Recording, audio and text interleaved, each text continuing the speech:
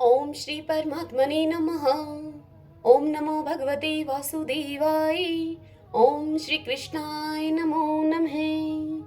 वैशाख मास महात्म्य अध्याय 23 की पावन कथा में हम आज सुन रहे हैं श्री माधव पूजन की विधि एवं महिमा।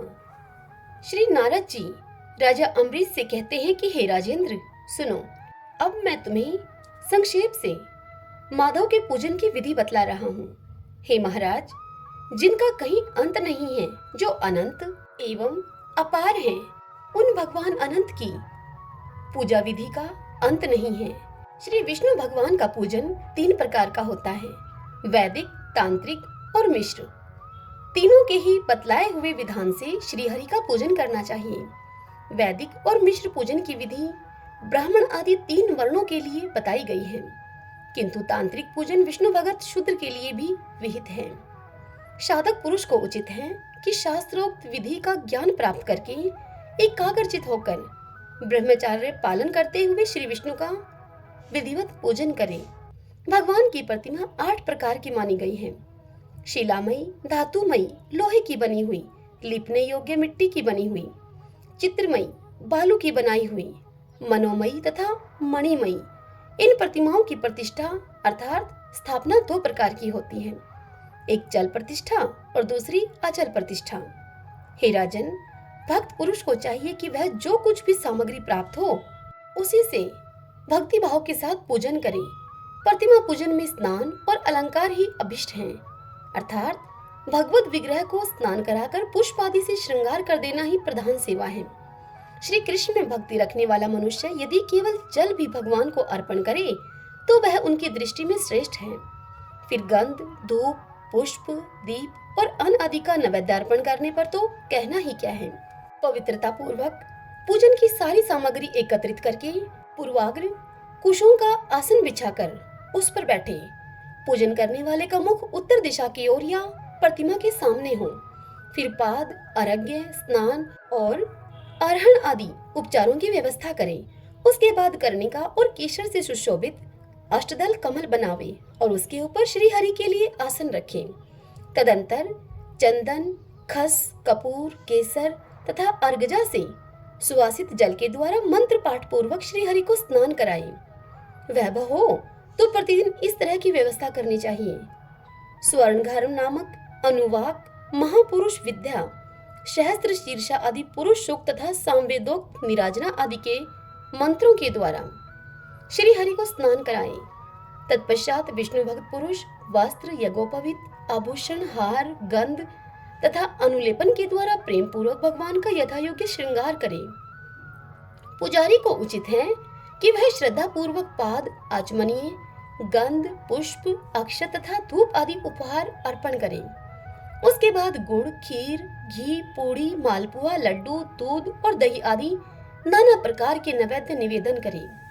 पर्व के अवसरों पर अंगराग लगाना, दर्पण दिखाना, दंत धावन कराना, अभिषेक करना, अन्न आदि के बने हुए पदार्थ का भोग लगाना, कीर्तन करते हुए नृत्य करना और गीत गाना आदि सेवाएं भी करनी चाहिए। संभव हो तो प्रतिदिन ऐसे ही व्यवस्था रखनी चाहिए। पूजन के पश्चात इस प्रकार ध्यान करें। भगवान श्री विष्णु का श्री विग्रह श्याम वर्ण एवं तपाए हुए जाम्बुनद नामक स्वर्ण के समान तेजस्वी है। भगवान के शंख, चक्र, गदा और पद्म से सुशोभित 4 भुजाएं हैं। उनकी आकृति शांत है तथा उनका वस्त्र कमल के केसर के समान पीले रंग का है। वे मस्तक पर किरीट, दोनों हाथों में कड़े, गले में यज्ञोपवीत तथा अंगुलियों में अंगूठी धारण किए हुए हैं। उनके वक्षस्थल में श्रीवत्स का चिन्ह है। कौस्तुभ मणि उनकी शोभा बढ़ाता है तथा वे वनमाला धारण किए हुए हैं। इस प्रकार भगवान का ध्यान करते हुए पूजन समाप्त करके घी में डुबोई हुई समिधाओं तथा हविष्य के द्वारा अग्नि में हवन करें। आज्य भाग तथा आघार नामक आहुतियां देने के पश्चात घृत पूर्ण हविष्य का होम करें। तदंतर पुनः भगवान का पूजन करके उन्हें प्रणाम करें और पार्षदों को नैवेद्य अर्पण करें। उसके बाद मुख शुद्धि के लिए सुगंधित द्रव्यों से युक्त तांबूल निवेदन करना चाहिए। फिर छोटे बड़े पौराणिक तथा अवार्चिन स्त्रोतों के द्वारा भगवान की स्तुति करके भगवन प्रसिद्ध, भगवन प्रसन्न होइए, इस प्रकार यूं कहकर प्रतिदिन दंडवत प्रणाम करें। अपना मस्तक भगवान के चरणों में रखकर दोनों भुजाओं को फैलाकर परस्पर मिला दें और इस प्रकार कहें, हे परमेश्वर, मैं मृत्यु रूपी ग्रह तथा समुद्र से भयभीत होकर आपकी शरण में आया हूँ, आप मेरी रक्षा कीजिए। तदंतर भगवान को अर्पण की हुई प्रसाद माला आदि को आदर पूर्वक सिर पर चढ़ाएं तथा यदि मूर्ति विसर्जन करने योग्य हो तो उसका विसर्जन भी करें। ईश्वरीय ज्योति को आत्म ज्योति में स्थापित कर लें।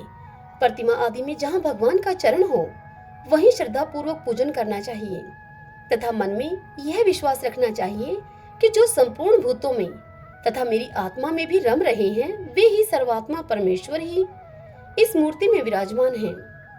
इस प्रकार वैदिक तथा तांत्रिक क्रिया योग के मार्ग से जो भगवान की पूजा करता है वह सब ओर से अभिष्ट को प्राप्त होता है।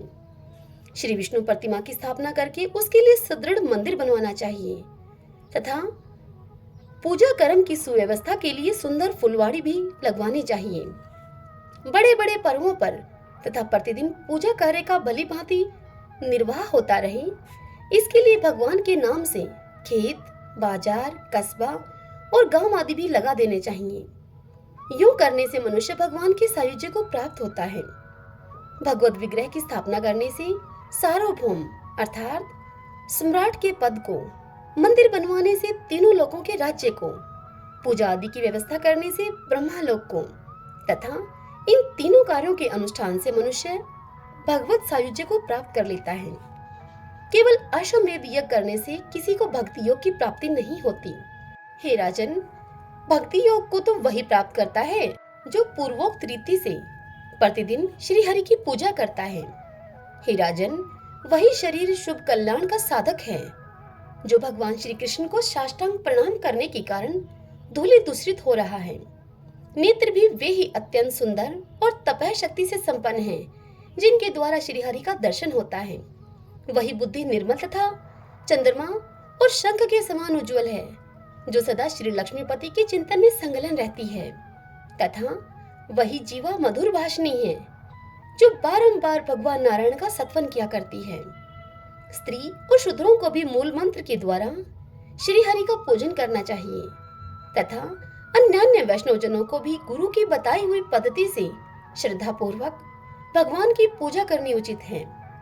हे राजन, यह सब प्रसंग मैंने तुम्हें बता दिया है। श्री माधव का पूजन परम पावन है। विशेषतः वैशाख मास में तुम इस प्रकार से पूजन अवश्य करना।